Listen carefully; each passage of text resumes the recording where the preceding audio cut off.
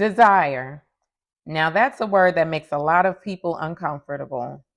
We're taught to deny it, suppress it, spiritualize it, or even sacrifice it. But what if your desire wasn't a problem? What if it was actually divine?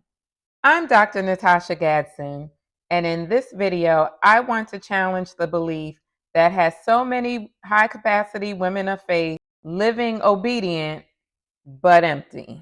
This is part 3 of my 3-part Dr. N.A.T blueprint, where we explore what it really looks like to activate desire and why you can't create a life that you love if you keep calling your deepest longings a distraction.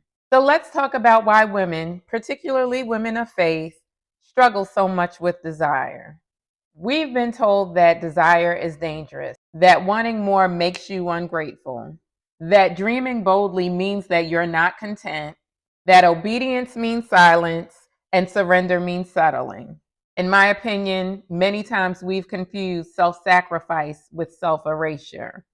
And so we shrink our prayers and we play small because we think that's being spiritually mature.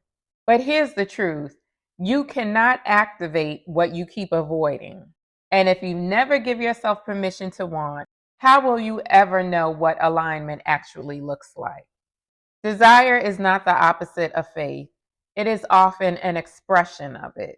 In the Dr. Nat blueprint, stage 3 is activate desire. That means we go beyond naming the truth and we actually start listening to it. We start asking, what do I really want? What version of me have I been silencing? If I believed it was safe to want more, what would I move toward? Sometimes desire is divine direction. It can be God's way of trying to show you where new life is trying to rise up in you. In his book, The Me I Want to Be, author John Ortberg reminds us that desires are not distractions, but directions. And God can use your desires that are outside of his will to bring you into alignment with his will and grow you into who you are supposed to be. They are whispers of the Spirit guiding us towards the life that God has envisioned for us. But we've been taught to overthink instead of feel. We don't trust ourselves. But hear me, the reason you feel stuck is not because of a lack of clarity.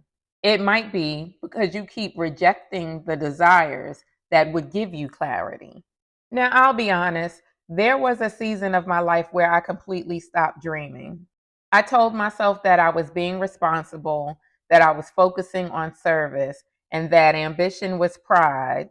But the truth is, I was afraid of my own longing. Because if I really admitted what I wanted, which was to be seen, to be free, to be fulfilled, then I would have to make some changes, and those changes felt way too scary.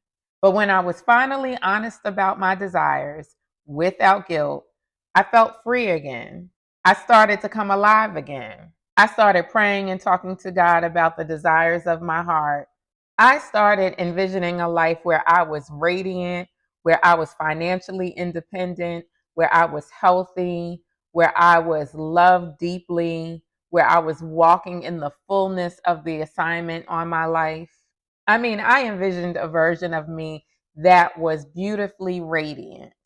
And I finally realized that desire does not distract me from God. It connects me more deeply to what God has placed inside of me all along. So here's how to start activating desire in your own life. Tell the truth about what you want, even if it feels big, even if it feels too big and too scary. Number 2, stop demonizing your longings. It is not selfish to want to feel good, to want to live abundantly, and to want to be supported. Number 3, pay attention to what excites you and pay attention to what drains you. Your body is a compass and your soul is a map. You don't need more clarity. You need more permission. But guess what? That permission comes from you and God alone.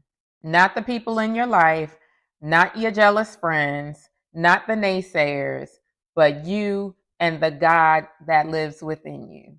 Now, if this video resonates with you, I want to know, What's one desire you've been afraid to admit, but now you're ready to activate?